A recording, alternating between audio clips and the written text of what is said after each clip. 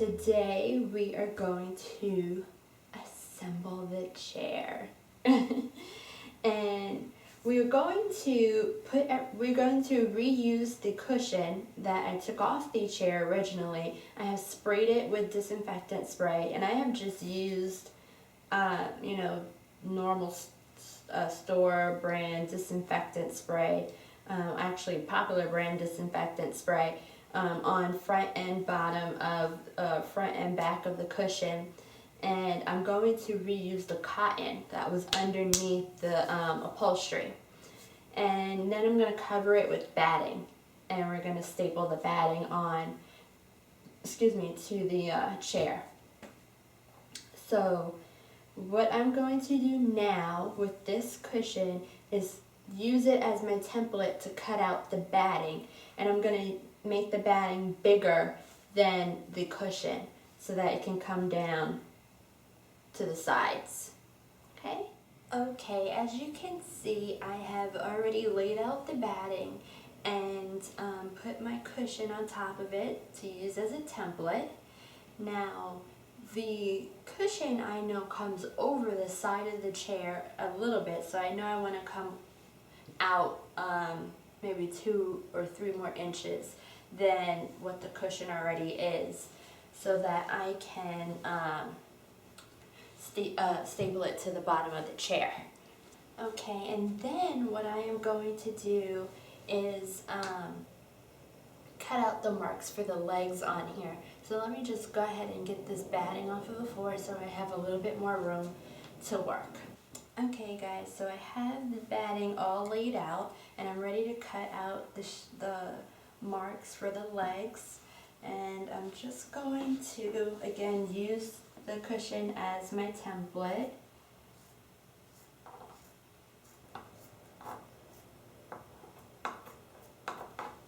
Reusing the chair cushions can save you quite a bit of money, especially if you have more than one chair. Cushions for the dining room chairs can range between like $5 and $7 a cushion. So if you can save the cushion, I suggest that you try to save it and save yourself that money. Okay, so I cut out the corners for the chair, so now we're going to move back over to the chair, put this on the chair, and peel off the cotton that was on the upholstery and put that on the chair as well. Okay, so we've cut out the batting. I removed the cotton from the upholstery and sprayed that also with the disinfectant spray. And so now all we have to do is put this together. When you remove the cotton, make sure you are very careful that you don't just completely pull it apart, that you want to keep the general shape of it. So let's put the cushion on.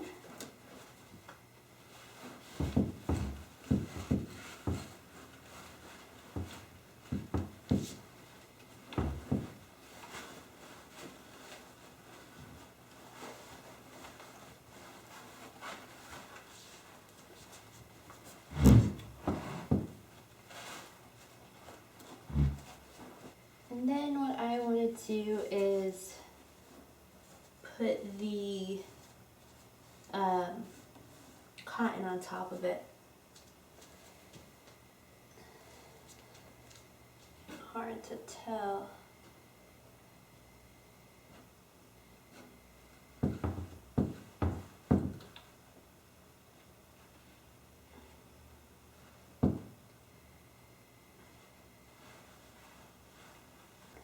And then what we're going to do is put the batting over that.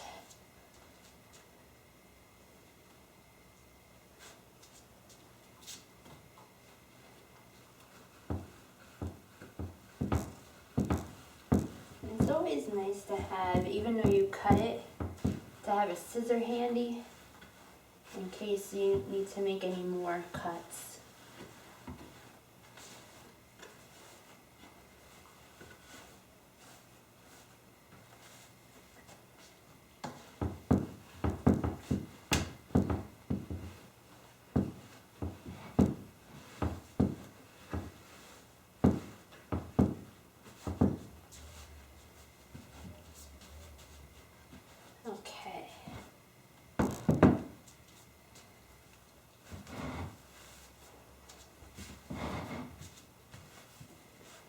So what I am going to do is not staple it to the bottom of the actual chair, but to the bottom of this. So let's go ahead and get started. I have my staple gun.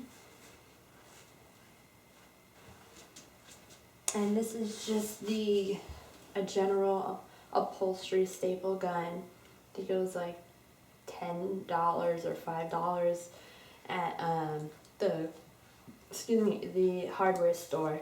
So they're not expensive. I think the staples cost maybe $3 or $4.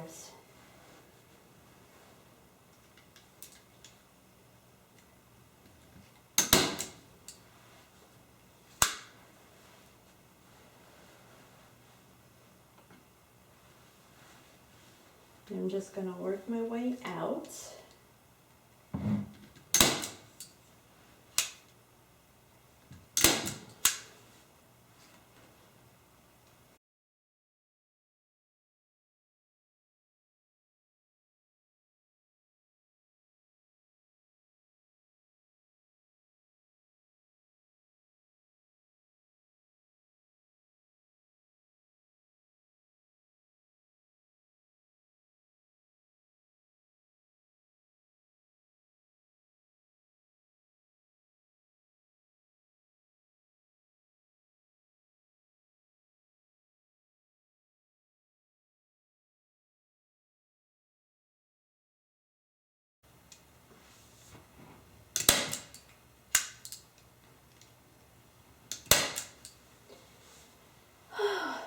Good.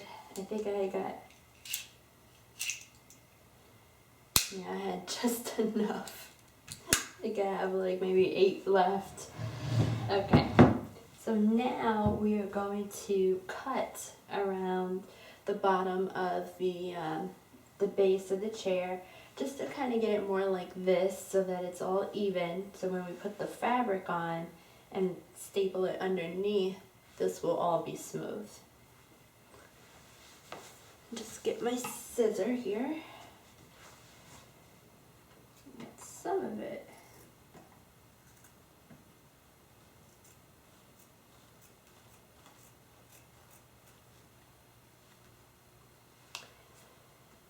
Okay, now is the fun part. Now we get to cut out the fabric and put the fabric on there. And then we have an almost completed chair because I still have the nails that I want to put in here. So yeah, so let's go and cut our fabric. Okay, so I have laid out my fabric and put the old upholstery on top so that I can use it as my guide. And whenever you buy fabric, I've learned this, that whatever you measure out the old upholstery to be, add a few inches. Because you always want to have just in case fabric, in case your measurements are off, number one. Or two, you need to cut off a piece. Or three, you need to have that extra piece to hold on to and pull the fabric. Because these are cut after they are stapled to the chair. So I'm just going to go ahead and cut. Okay, and then what we are going to do is cut out our leg slots. And when I cut the last one, I just made it a little bit shorter than the actual cut. This way, if I need to bend the fabric, I have a little bit extra to fold it.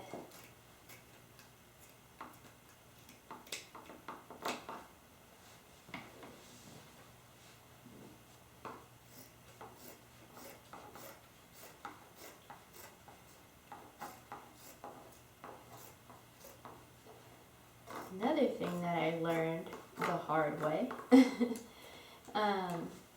when you cut your fabric, always try to make the cuts as straight as possible. You don't want to have a curved cut on a straight, which ends up going against a straight piece of furniture because it's not going to line up properly. Okay, so now we get to put it on the chair. So let's head on back to the chair now. Okay, so we've got our newly cut fabric, and the old fabric you don't need anymore, so we can just throw that away. So let's put the fabric on.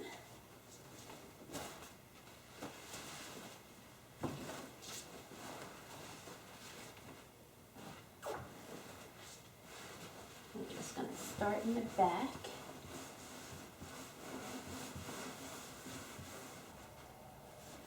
And you're going to have to maneuver it a little bit. You may have to cut another slit in the fabric so that the back sits a little nicer.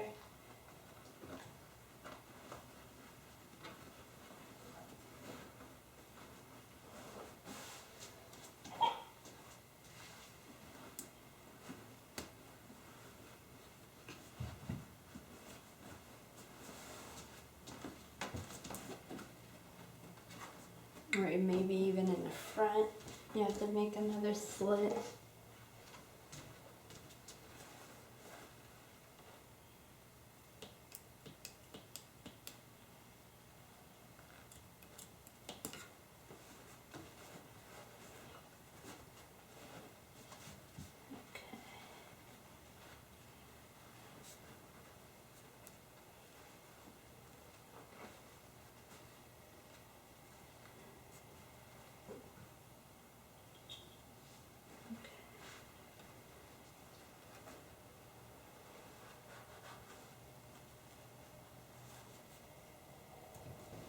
What I'm going to do is put a staple in the middle.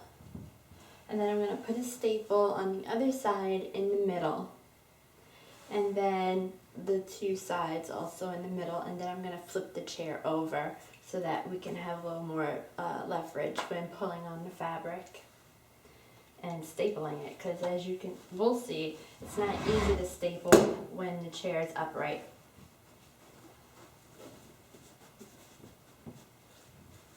Make sure you pull it tight.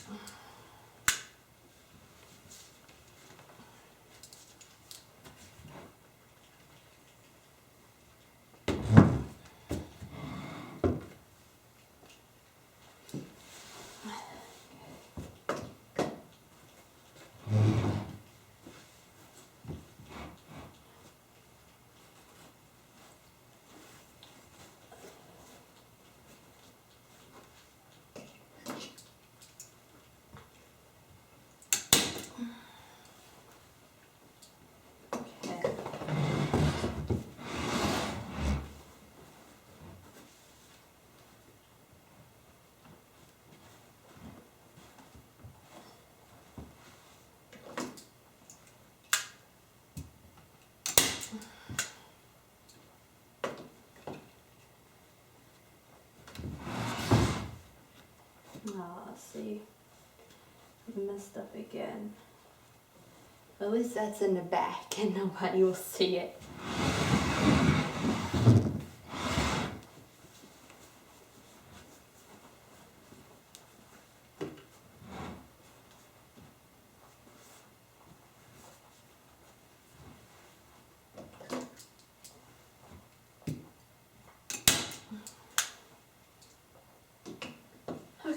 Let's try to flip this over and staple everything up.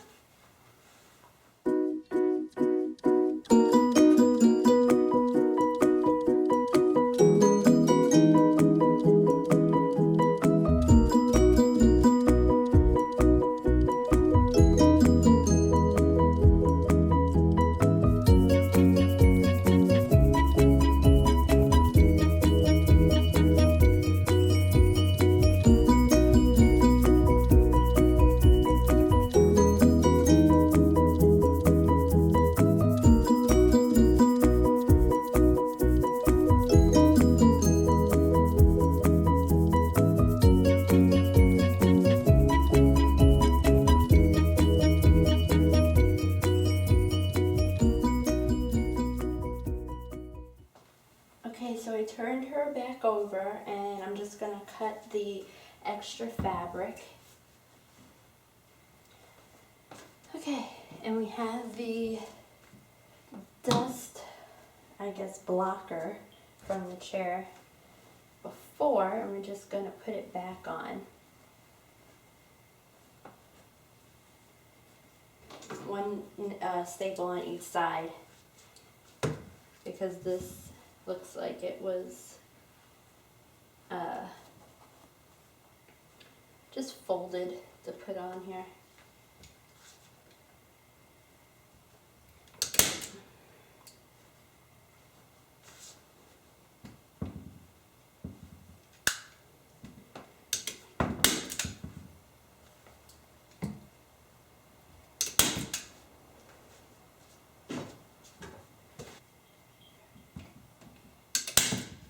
Okay, and then you fill it in with staples.